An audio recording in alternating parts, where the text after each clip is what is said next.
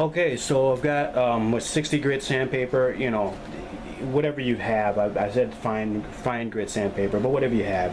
And I just take it and just want to hit the edges. And because, you know, cow hide is relatively thick, or, you know, bovine hide is relatively thick, it can take a bit of sanding a little, you know. It won't really, it helps actually, it's part of the technique.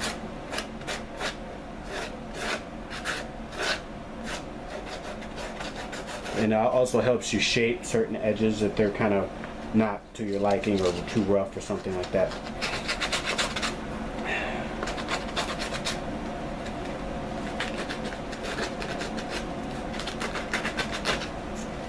I just want the outside where the I'm going to use my gouger, my groover,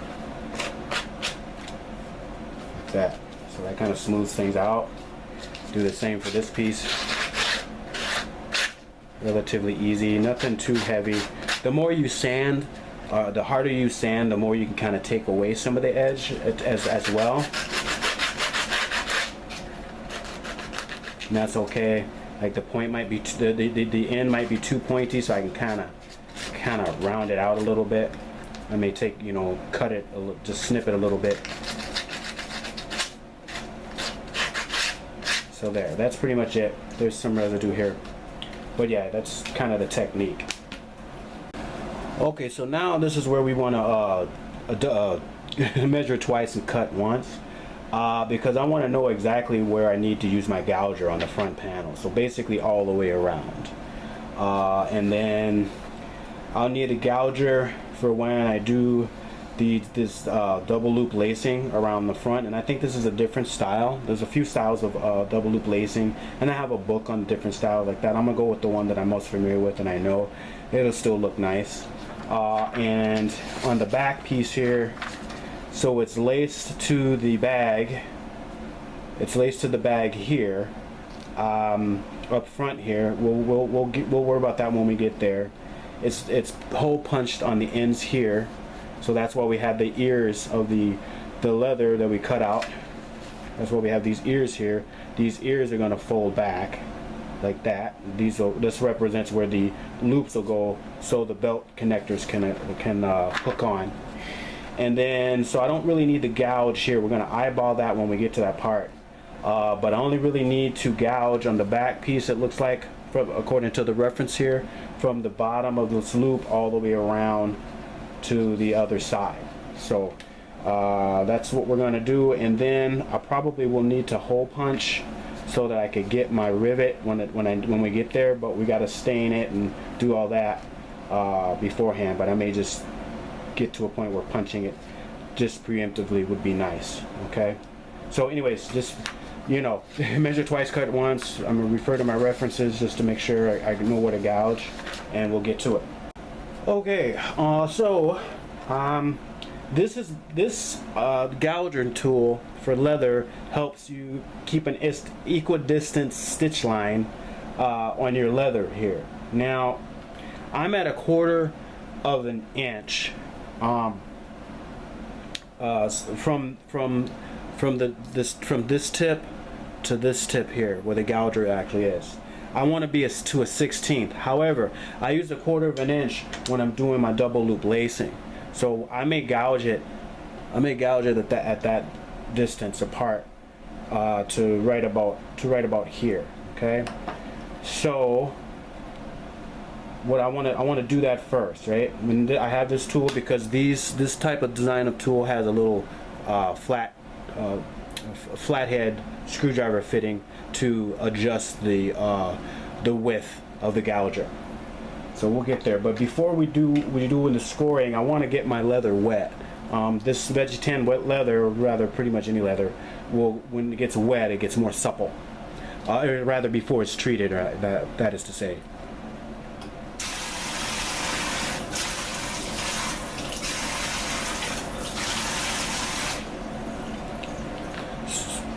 So I just got this wet, thus the changing of the color. It'll go back to this kind of like this real light beige color. But I'm right-handed, so I'm gonna start probably about right here, and then I'm gonna just slowly start to gouge, and this tool will start to, as you can see, kind of shave a piece off of it. And this is where I'll make my holes for my lacings. Okay, so I'm equidistant, and this is something you definitely want to be careful with, because you are affecting the end product. So if I go off or make a mistake, it's because you're cutting into the leather, it's very difficult to correct. Or actually, you can't correct it. You probably try to buff it out, I guess, but I'll try to hide it with lacing.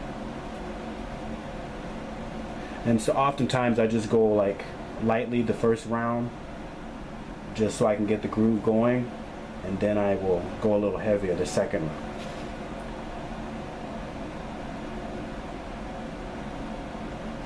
And I want to meet up about where we left off, and I'm eyeballing it. I'm not really measuring it, because this part really won't be seen. This is going to be outward facing. Okay? So I'll just run it one more time. I may wet it again, just to make sure the groove is in there really nice.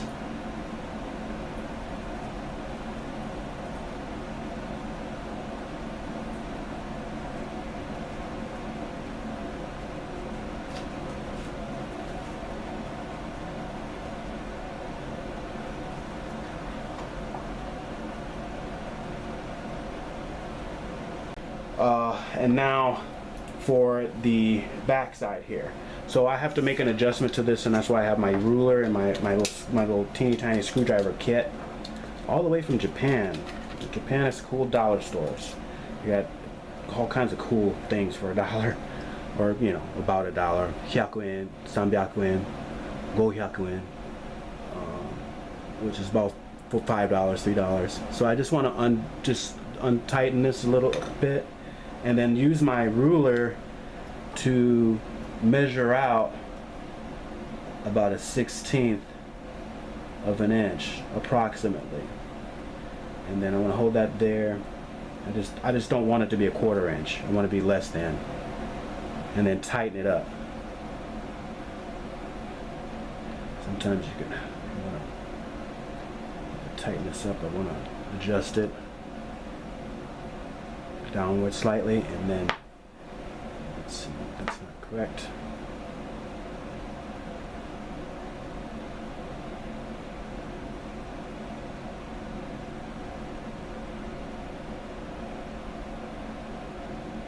All right, so make sure that's nice and tight, and then when we're done, I'll go back to my regular distance or width, because that's the one I use when I probably work on my next project.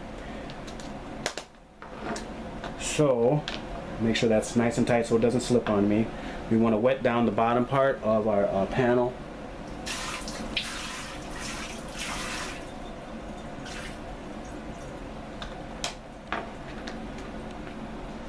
And again, starting up here, let's see, let me just double check what our width is from here. Okay, that went back to a 1/4 of an inch. That's weird. Let's adjust that. Let's fix that. It's not good.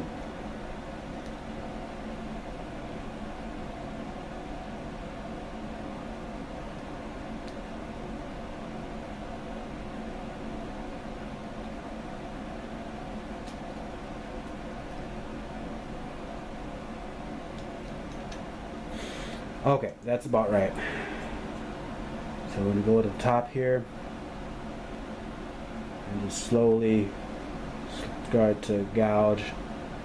And again, I don't have to go as deeply because I'm going to stitch these. I'm going to saddle stitch these in.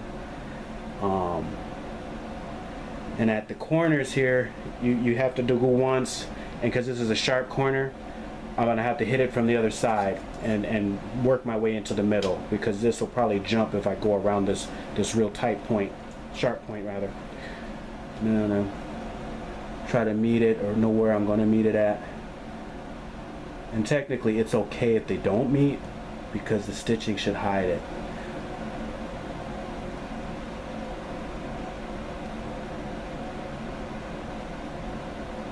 That's that.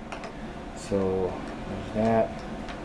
This is where our stitching is going to be, and I want to be a bit of perfectionist about it.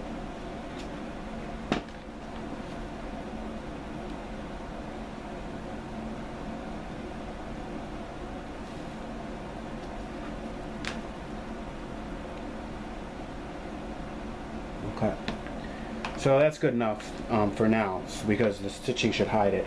But when you use your gouger or this groover for stitching, you're also making the thick leather thinner for when you have to use an awl or your hole punch or your punch to make the slots for your stitching. So we're going to go ahead and do our front panel with the same width, or same distance from the edge. Again, wet the panel.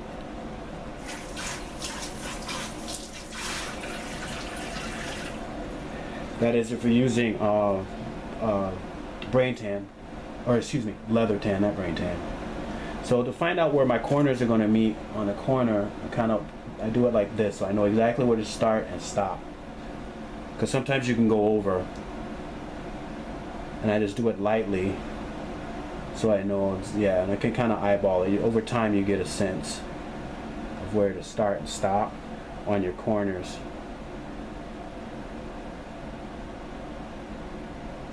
And then right there,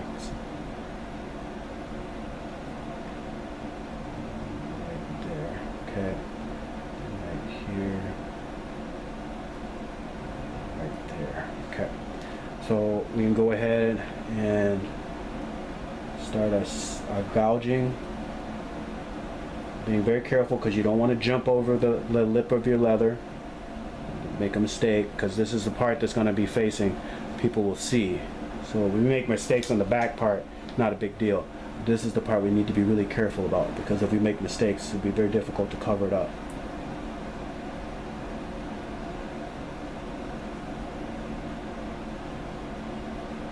Right there.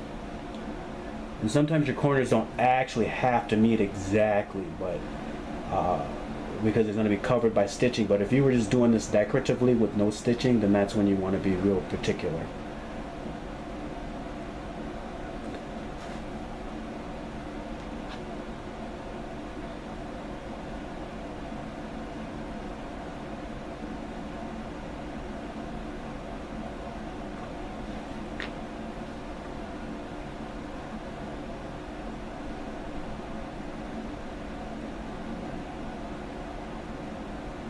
Alright, yay, no mistakes, awesome. So, using our tools here, we're able to gouge out our pieces. Oh, that's off camera.